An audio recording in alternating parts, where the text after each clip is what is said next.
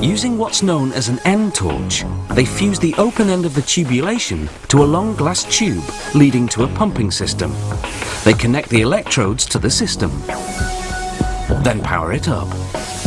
The pump vacuums out the air, then injects the gas. The electrical current makes the atoms in the gas glow.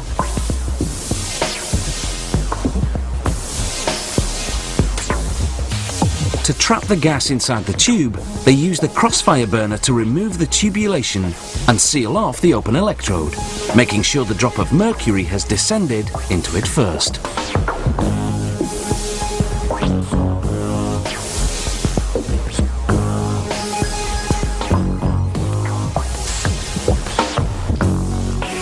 They dip the back of the sign into black paint. This will make the lettering or design stand out. They use a brush to spread the coat evenly and remove the excess. Next, they'll light up the sign at high voltage for half an hour. This will dry the paint and, more importantly, transform the liquid mercury into vapor that will spread throughout the sign.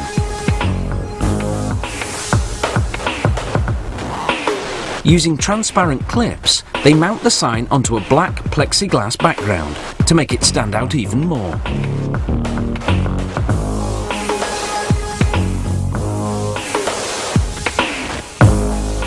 Finally, they connect the protruding electrode wires to a transformer.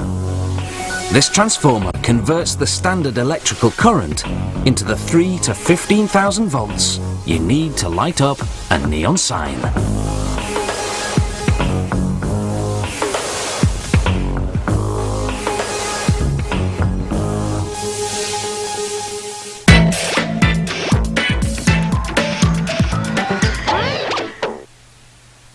Hardcover books have bindings made of heavy paper boards covered with cloth, leather or plastic.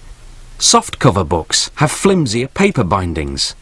While bookbinding on a commercial scale is all mechanized today, you can still find craftspeople who skillfully bind books by hand.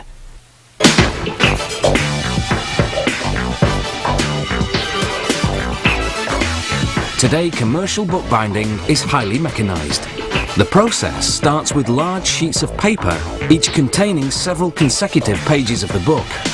A worker positions a stack of each sheet into a machine appropriately called the guillotine. Its sharp blade drops down and chops off excess paper.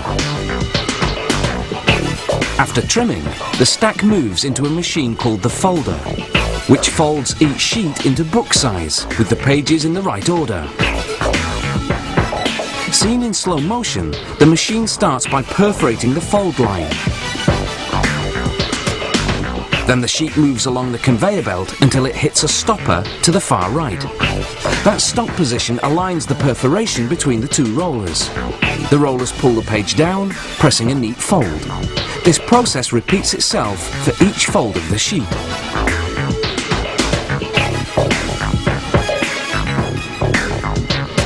The result of all that folding is what's called a signature, a unit of pages in the correct order but still attached to each other.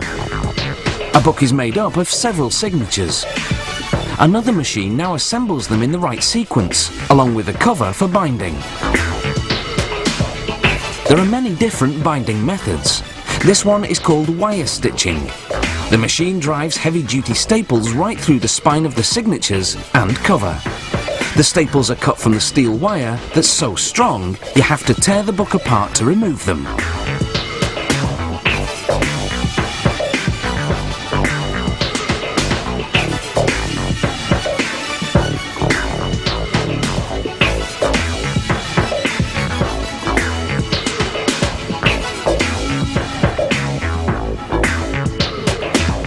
This is another binding method called perfect binding. First, a scanner ensures the pages are in order, then the covers go on. With traditional bookbinding, they sew these components together. In the perfect bind process, they glue them together. To do that, the machine first feeds the assembled books, spine side down, onto trays. The trays compress the pages. Then a saw underneath cuts off the folds, detaching the pages from each other along the spine. But that cut creates a smooth edge, to which glue would have difficulty adhering. So a second saw notches the spine, creating a rough, glue-friendly surface. The notched spine now runs over the rollers that coat it in hot glue.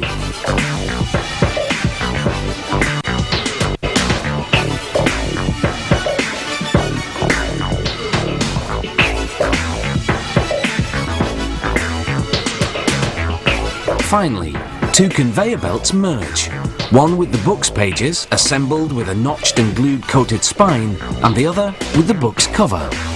The machine presses the cover onto the spine.